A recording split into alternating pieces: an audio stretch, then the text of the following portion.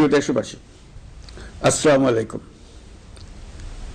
আজ আমাদের পুরো জাতি গভীর শোক ও বেদনায় নিস্তব্ধ।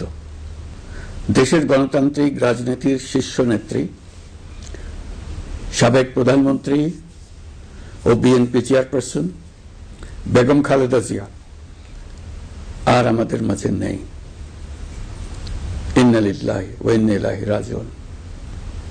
বেগম খালেদা জিয়ার ইন্তেকালে আমরা গভীরভাবে শোকাহত ও মর্মাহত।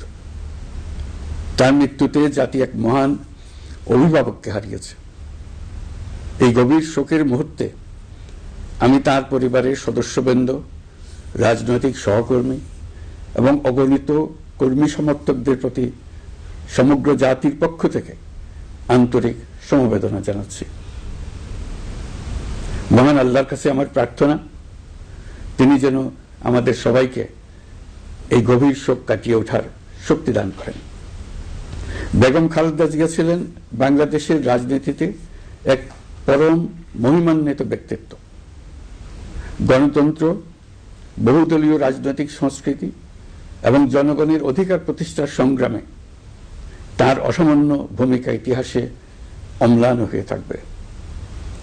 স্বৈরাচার ও ফেসিবাদের বিরুদ্ধে তার আপসহীন নেতৃত্ব বারবার জাতিকে গণতন্ত্রহীন পরিস্থিতি থেকে উত্তরণের পথ দেখিয়েছে এবং মুক্তির প্রেরণা জুগিয়েছে। দেশ ও জাতির প্রতি তার সমুজ্জ্বল অবদান জাতি চিরকাল শ্রদ্ধার সাথে স্মরণ করবে।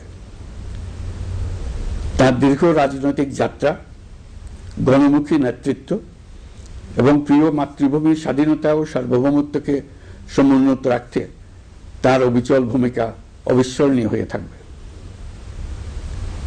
এমন একজন মহান দূরদর্শী ও নিখাদ দেশপ্রেমিক নেত্রীর শূন্যতা পূরণ হবার নয়।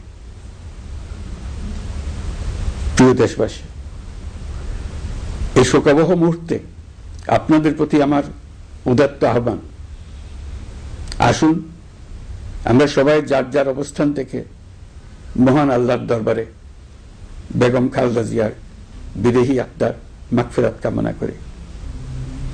একই সঙ্গে জাতির এই কঠিন সময়ে আমরা যেন ঐক্যবদ্ধ থাকি।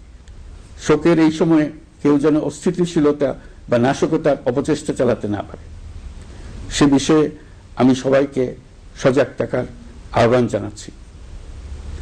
এই সময়ে আমাদের সবার দায়িত্বশীল ভূমিকা পালন করা অত্যন্ত জরুরি।